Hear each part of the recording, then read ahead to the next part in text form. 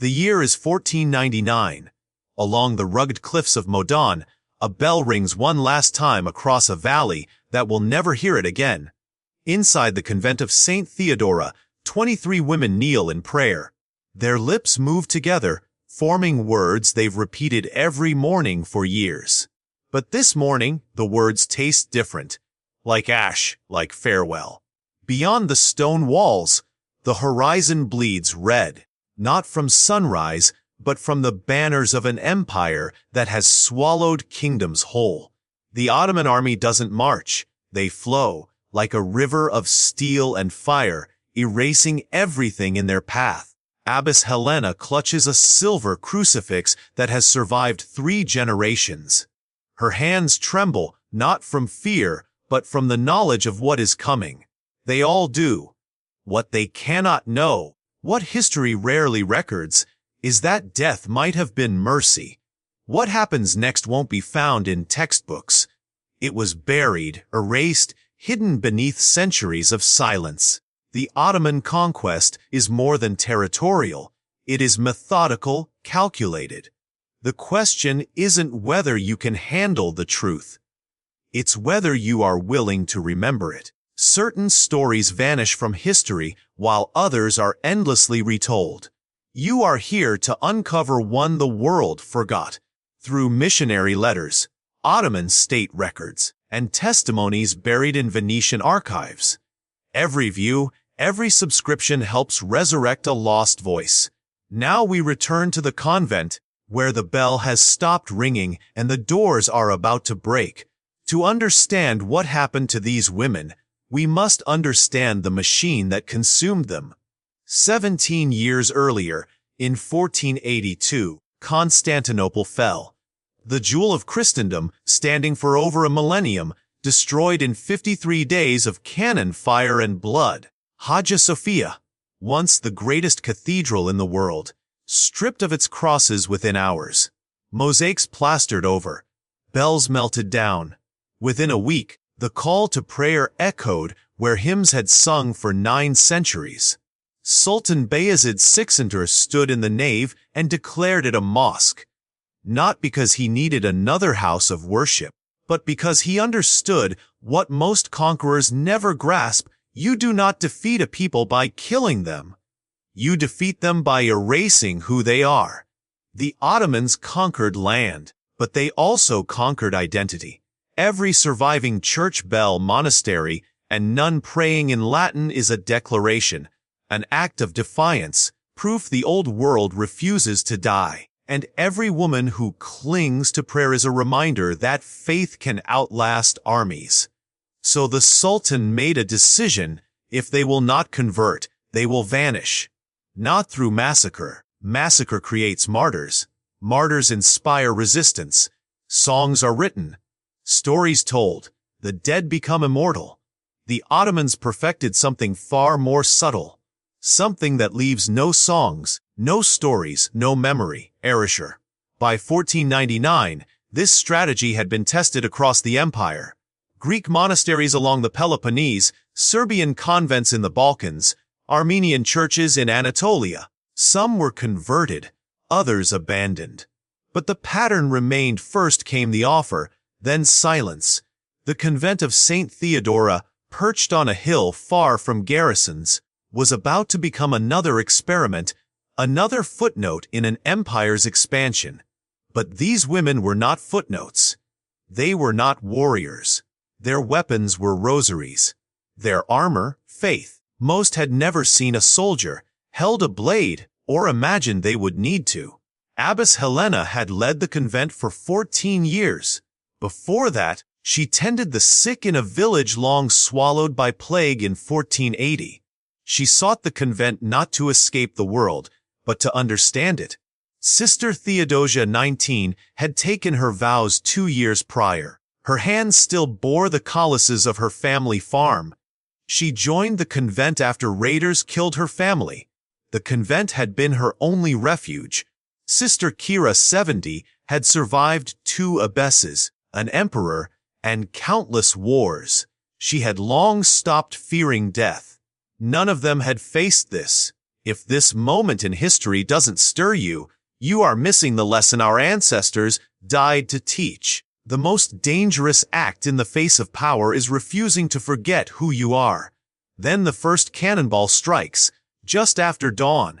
Not the chapel, the bell tower. The sound is apocalyptic. Stone explodes, iron shrieks. The bell shatters mid-swing, pieces raining onto the courtyard where sisters once grew herbs for healing. The same hands that tended the plants now cover their ears, trembling. Abbess Helena doesn't scream. She stands, crucifix raised, and begins to sing, Kyrie eleison, Lord, have mercy. One by one the others join. 23 voices rise against the roar of an empire. But empires do not listen to songs. By midday, the gates are breached. Soldiers pour into the courtyard, not with swords drawn, but ledgers, quills, inkpots. They move like clerks, not conquerors. To the Ottomans, these women are assets. A translator steps forward, a Greek man familiar with the hills. His voice shakes as he reads from a scroll. By order of Sultan Bayezid Sikani, all subjects of conquered territories must submit. Those who convert will be protected. Those who refuse will face the consequences of rebellion. Abbess Helena steps forward, her face calm, almost serene. She speaks not to the soldiers, but to the translator. In Greek so clear everyone understands. Tell your sultan that we have already given our lives to a king. We have nothing left to surrender. The officer in charge, Hasan Pasha, whose name appears in Ottoman military records from the 1499 Modon campaign, does not respond with anger. He responds with a smile, chilling, because he knows something the nuns do not. The Ottomans have perfected the art of breaking people without killing them. That night, the women are locked inside their own chapel. No food, no water, only darkness and the sound of soldiers outside, laughing, eating, living, while they wait to see who will break first. 2 younger sisters from the nearby coastal village begin to weep in the corner. Their sobs echo off the stone walls, but Sister Theodosia, barely 20, begins to whisper a psalm. The Lord is my shepherd, I shall not want. Then another, though I walk through the valley of the shadow of death, I will fear no evil. One by one, the weeping stops. The Ottomans had underestimated them. These women had spent their lives preparing for suffering, fasting, vigils in the cold, hours of silence, submission to something greater than themselves. What the soldiers saw as torture, the nuns saw as discipline. But Hasan Pasha is patient. He has seen this before, in Greek monasteries along the Peloponnese, in Serbian convents, in Armenian churches. Faith is like a candle. He once wrote in a letter to the Sultan, still preserved in the Topkapı archives. It burns brightest just before it dies. He is about to test that theory. On the second day, the doors open. A servant enters with bread and water, real food, clean water. He sets it down without a word and leaves. The nuns stare. Their throats are dry, their stomachs hollow. The younger sisters look to Helena, desperation in their eyes. Sister Kyra, the eldest, speaks first. They want us to take it, to feel gratitude, to soften. Helena nods. Then we fast. They do not touch the food. By the third day, their lips are cracked and bleeding. Their hands shake. The younger sisters can barely stand. But they do not break. Hasan Pasha watches from the courtyard, arms crossed. Impressed. Frustrated. Perhaps a flicker of respect passes across his face. But strategy does not change. On the third day, the doors open again. This time, it is Hasan himself. He speaks in Turkish. The translator follows like a shadow. You are not criminals. You are not enemies. You are simply mistaken. The Sultan is merciful. He offers new lives, new names, protection. Speak the words, or come with us to Constantinople. There, the Sultan will hear your case. Perhaps he will be moved by your conviction. He pauses. The road is long. The weak do not survive it. It is not a threat. It is a promise. Helena looks at her sisters, some barely conscious, some praying with eyes closed, some staring at the stone floor for strength. She turns back to Hassan. "We will walk." The smile returns to his face. "Good, we leave at dawn." That night, the nuns hold each other in darkness. No one speaks, but Theodosia begins to hum, a hymn from Vespers. One by one, the others join. Outside, some soldiers pause. Some look away. One of them, years later, will tell his grandson about the women who sang themselves through the night. But that story will be forgotten. At dawn on the fourth day, 23 women walk south toward the coast. Hands bound, on dusty roads under the relentless sun. No carts, no horses. Only their feet, the dust, and the burning sky. By the second day, Sister Irene, 62, collapses. Her knees have failed her. Sister Magdalena and another nun, Sister Anna, lift her and carry her for 3 miles. At night, she is unconscious. By morning, she is gone. They bury her by hand with whispered prayers. Hassan Pasha notes in his ledger 22 remain. On the fourth day, it happens again. Sister Callista, who has not spoken since the siege, simply sits in the middle of the road and closes her eyes. They leave her there. By the 7th day, when they reach the port of Modon, only 18 remain. But something unexpected happens.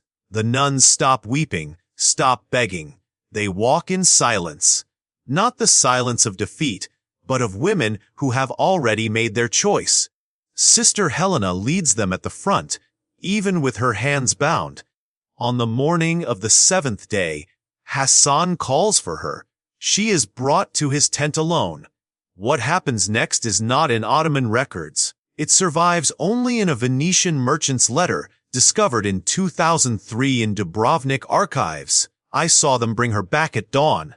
She could not walk. Her eyes, God forgive me, were open, but she was not inside them. They dressed her in silk and paraded her through the camp as a convert, but I passed close enough to hear her lips moving. She was still praying in Latin. She had not broken. They took her body and left her soul to wander.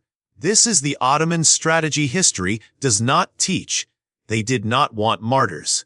Martyrs inspire resistance. Songs are written. Stories are told. The dead become saints.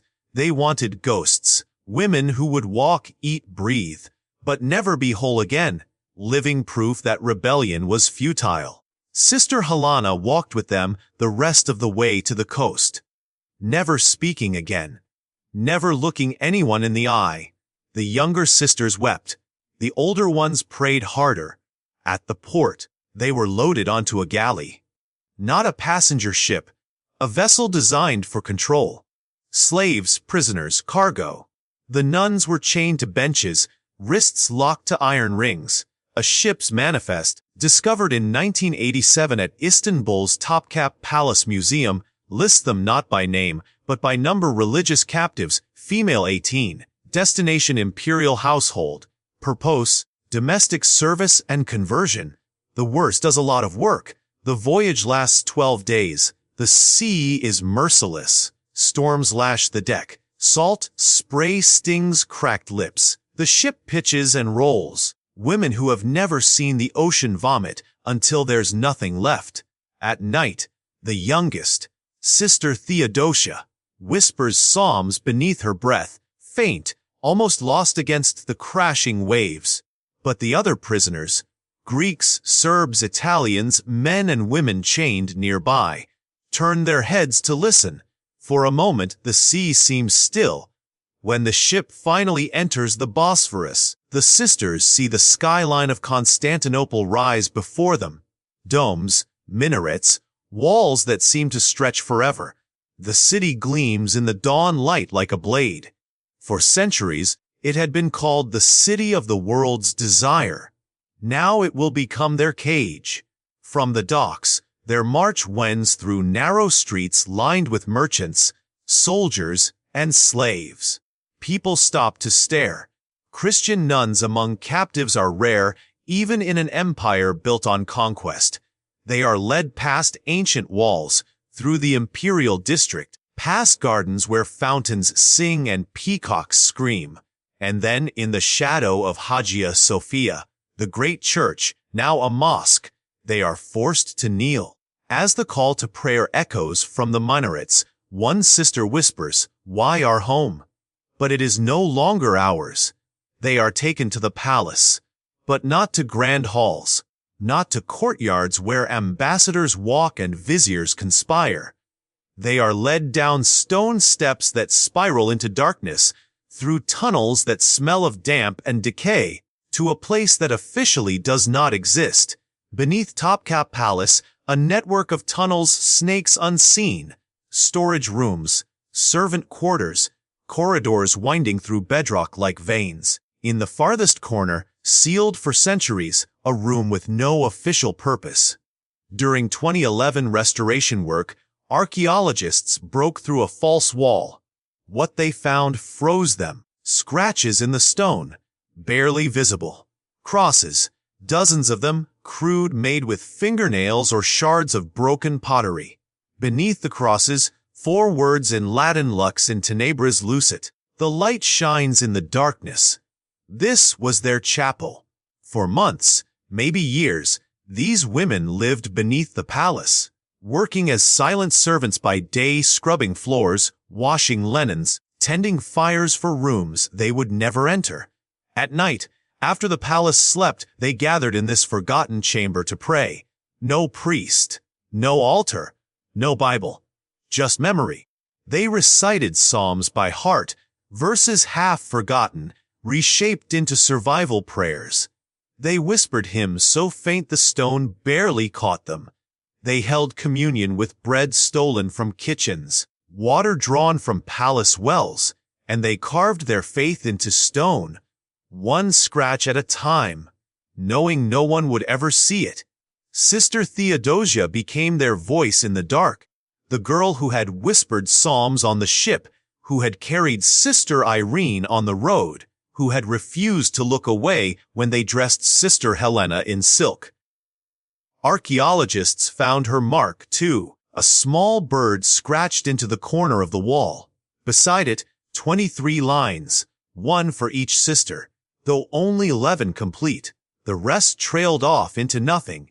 They used broken pottery for candle holders, scraps of linen for altar cloths, shards of shattered mirrors for crude crosses.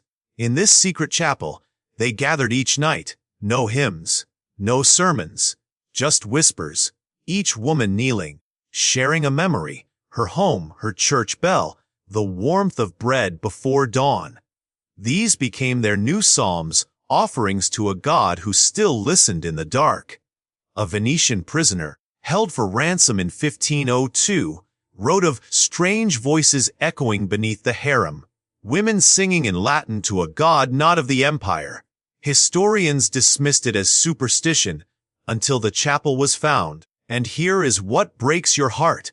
Halfway up the wall, the scratches become erratic, desperate. The lines deepen as if carved with more force, more urgency. Then nothing. Ottoman records from 1505 mention a cleansing of palace staff. Under the new sultan, anyone deemed unproductive or resistant was removed. No details, no names, no burial sites. Just one line in a ledger disposed. The Nuns of Modon vanished from history. 18 women who had walked 7 days through hell, crossed the sea in chains, carved prayers into stone. Gone, but their chapel remained. A French diplomat in 1712 wrote that older palace servants claimed that on certain nights, if one stood in the lower halls, the air grew cold and faint Latin singing could be heard. He dismissed it as superstition. The walls do not lie. In 2011, when archaeologists examined the chapel more closely, they found wax traces, not from Ottoman candles, but older, mixed with herbs. The type nuns made in convents. They had kept their vigil far longer than anyone imagined. Months, maybe years, carving crosses, whispering prayers, refusing to disappear. Sister Theodosia's bird was the last mark on the wall.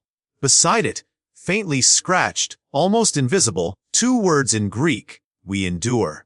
But the truth is, they didn't just endure. They left something the empire could not erase. A room full of crosses, prayers carved in stone, proof that faith could survive where walls and chains could not. The Ottoman Empire lasted until 1922, over 400 years of conquest and power. Yet in the end, it was those scratches on the stone that survived, not the Sultan's decrees, not the ledgers of Hassan Pasha, not the silk in which they dressed Sister Helena, just words and marks carved by women the world had forgotten. Lux in tenebris lucet. The light shines in the darkness. So why does this story matter? Because it isn't about religion. It isn't even about the Ottomans. It's about what power does when it tries to erase people, and what happens when those people refuse to disappear. The empire conquered 3 continents, rewrote maps, languages, entire cultures, turned the greatest cathedral in Christendom into a mosque, ruled from the gates of Vienna to the deserts of Arabia. But it could not erase 18 women who carved prayers into stone. Think about that. An empire with armies, cannons, endless resources, and the will to reshape the world, versus women with nothing but fingernails and faith. And the women won. Not in ways measured by empires. They didn't reclaim their convent. They didn't convert their captors. They didn't live to see freedom. But they left a mark. History is written by the victors. Memory is written by the survivors. And sometimes survival looks like a cross carved in the dark where no one was supposed to see it. A prayer whispered in a language the conquerors tried to silence. A bird scratched into stone to remember sisters who fell. Centuries later, we found it anyway. The philosopher Asas Ren Kierkegaard once wrote, "Life can only be understood backwards, but it must be lived forwards." These women lived forward into darkness, walked 7 days knowing they might not survive, crossed the sea in chains, knowing what waited on the other side, descended into tunnels beneath a palace, knowing they might never see sunlight again, yet they carved their prayers anyway, trusting that someone, someday, would look backward and find them. You just did. In 2011, when archaeologists stood in that hidden chapel staring at the crosses, one asked a question that haunts me. How long did they keep the vigil? The wax traces suggest years. The depth of some carvings indicates desperate, repeated effort. These women gathered night after night, year after year, in absolute darkness, and refused to stop believing, even when sisters disappeared.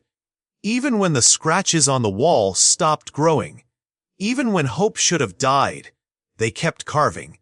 That's not just faith. That's defiance in its purest form. The Ottoman Empire is gone. Its sultans are dust. Its armies are memory. The palace still stands, but now as a museum. Tourists walk its halls, unaware of what lies beneath their feet. Yet those crosses remain, and that Latin phrase, barely visible after 500 years, still speaks lux in tenebris lucet. The light shines in the darkness. It comes from the Gospel of John, a verse about light that cannot be extinguished, about truth that survives when everything else is taken away. Sister Theodosia carved those words, knowing she would never leave the palace, knowing her name would be forgotten, knowing the world would move on without her.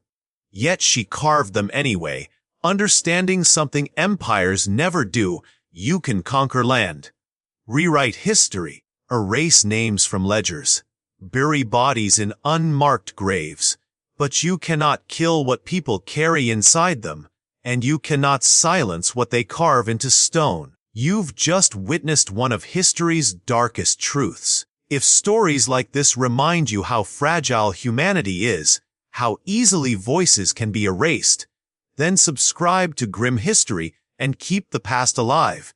Some voices deserve to be heard, even if they were silenced centuries ago.